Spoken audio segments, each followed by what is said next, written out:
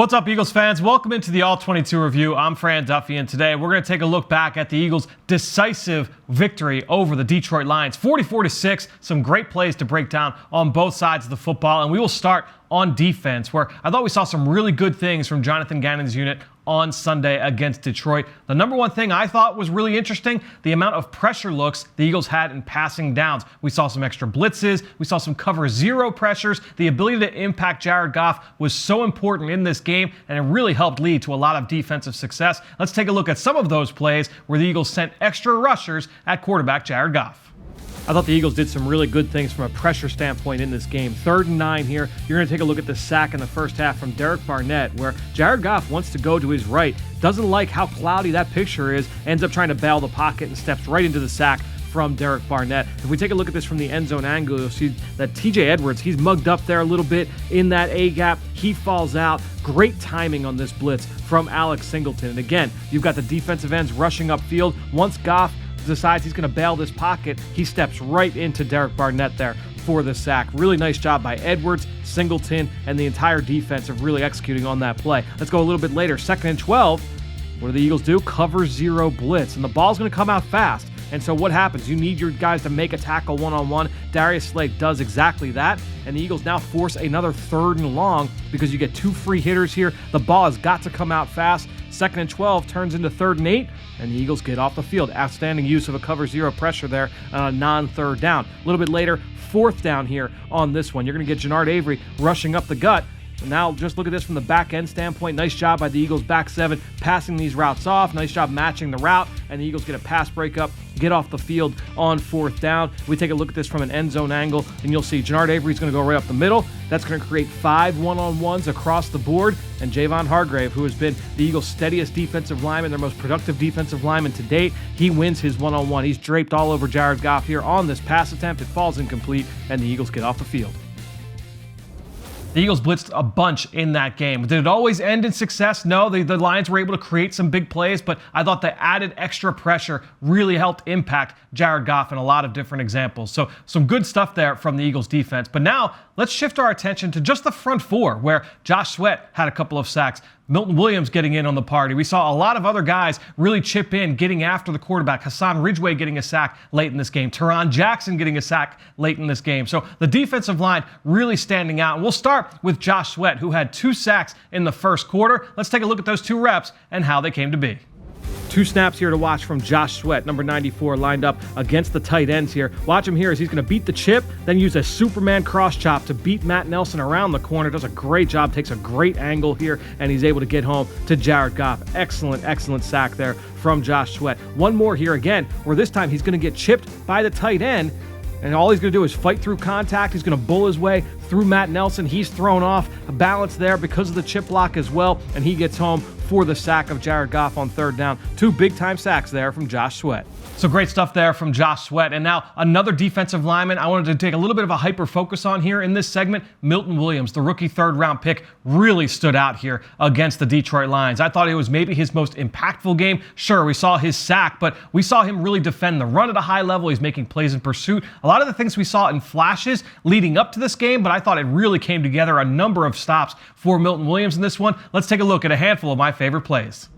One guy I absolutely loved watching in this game was number 93, Milton Williams. The rookie 3rd-round pick was all over the field. Run game, pass game. Watch here how disruptive he is. He gets into the backfield. He's able to create some penetration. And not only that, but is able to finish. You see him turn the corner here and get into the backfield. A little bit later in the game, you see him lined up here as a wide 3 technique, a 4-eye technique. He's working one-on-one with the right guard. And see his ability to, again, cross-face, create some penetration, and then that lateral movement to track the running back and get him down just at the line of scrimmage. Short gain there in the run thanks to Milton Williams. A little bit later, we're going to get a look at his first sack of his career. You see him here working as a 2-eye technique, working one-on-one with the center. He pushes him back. Good bull rush there. The coverage forces Jared Goff to hold on to the ball, and Williams gets home for a sack. He was very, very disruptive, Milton Williams, in this game. One more time here, we'll take a look as you see him here working one-on-one with the guard. Good rush here as he's able to push the pocket, force Goff off his spot, but the rush doesn't stop there. Look at the motor here, and we've seen this consistently from Milton Williams each and every week, making these plays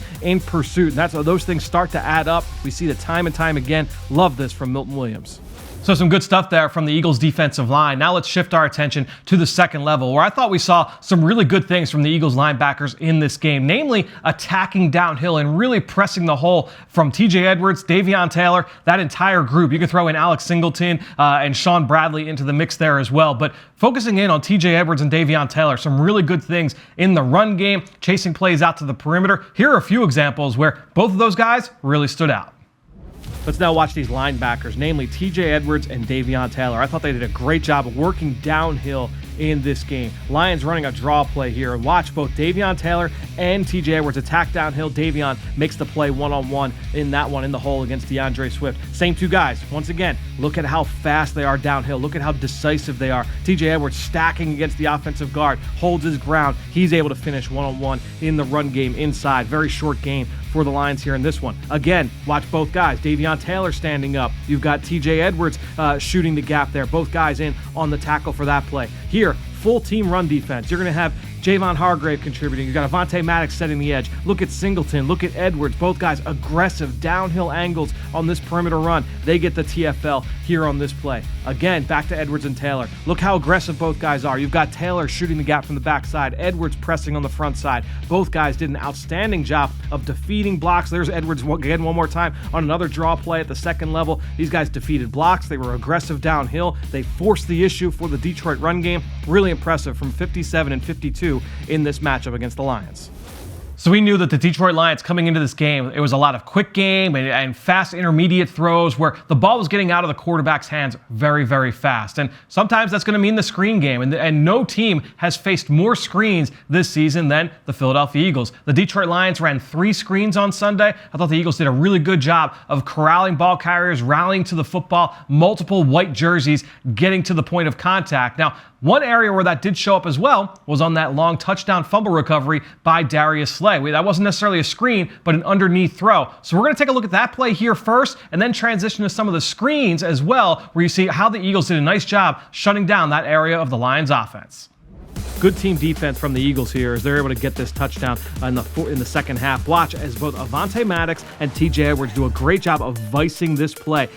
Darius Slay is right there as well. Great peanut punch there from Avonte Maddox. Gets the ball on the ground. Darius Slay is able to scoop and score. Defensive touchdown for the Eagles. But if you watch this from the end zone angle, just look at the discipline from all 3 guys as they take good angles. A nice job by Avonte Maddox getting the ball on the ground. Slay there to pick it up, and he takes it back on his homecoming against his former team, the Detroit Lions. Let's go a little bit later. I thought the Eagles did a great job defending the screen in this game. Here's Avonte Maddox once again. Here's TJ Edwards once again. The same names popping up time and time again. Nice job by both guys here on this one, fitting this screen up and allowing Edwards to make the play in pursuit. You've got Maddox defeating a block out in the perimeter. Steven Nelson's there in the area. Good pursuit from the defensive line as well. You see Teron Jackson entering the screen. And then one more here, talking about the defensive line, Fletcher Cox. And this is something that Fletcher Cox has been doing this since 2012. He's been one of the best defensive linemen in the NFL at sniffing out screens, chasing plays out to the perimeter. We see that once again here. Off play action. He feels these guys are not firing off the ball here. He understands this is probably a screen. He sits on it and ends up getting the tackle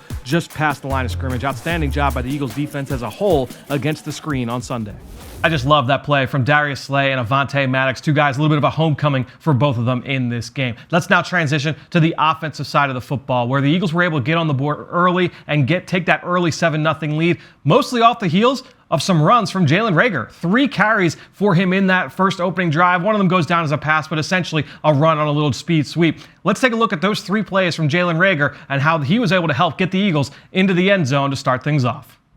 3 plays to Jalen Reagor really helped set up the Eagles for their first scoring drive of the game. First one, a jet sweep here.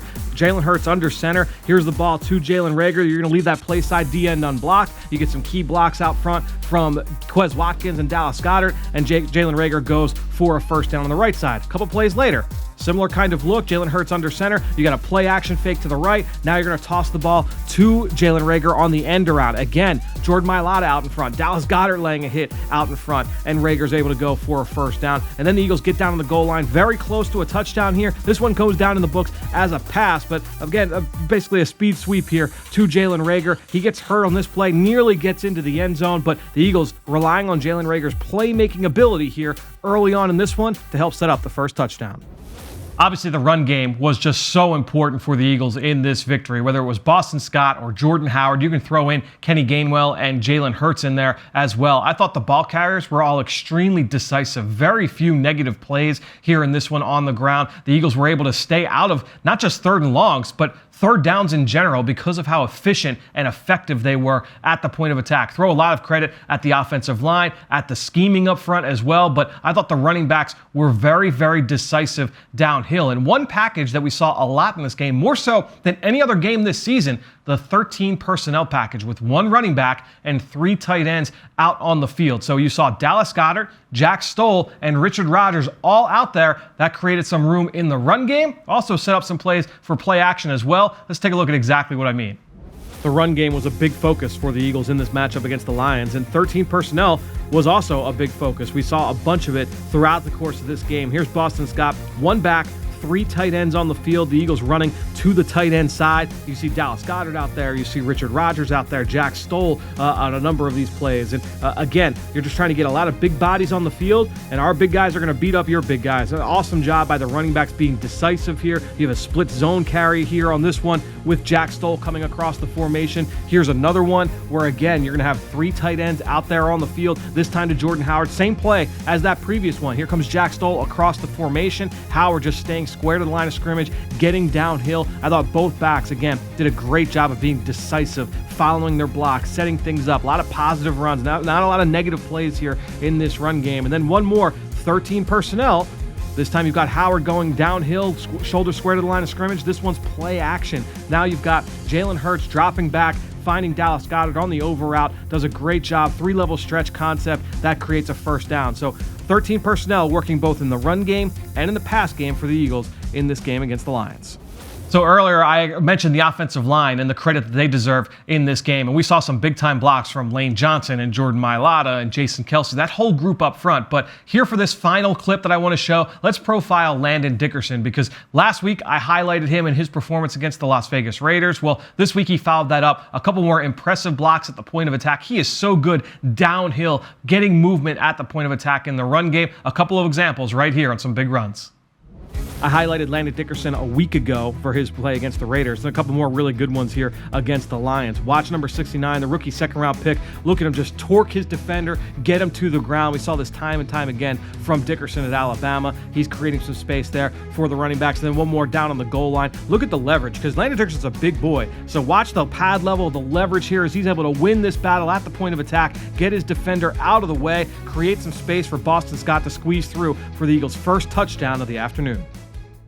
So a lot to break down on both sides of the football this week here on the All-22 Review. For more, make sure you go check out the Eagle Eye in the Sky podcast. Myself, Greg Cosell, we're breaking down everything that you saw here in this segment. We're going to talk it through as we do each and every week. You can find that wherever podcasts can be found. Then also, tune in later this week, Eagles Game Plan. It will hit all Eagles digital channels on Friday. We were going to go deep into this matchup between the Eagles and the visiting LA Chargers, Justin Herbert, everybody that they bring to the table. Really, really interesting matchup coming up this week. Make sure you tune in to Eagles Game Plan later this week. After that, we'll be back right here on the All-22 Review. Thanks for watching, and Fly Eagles Fly.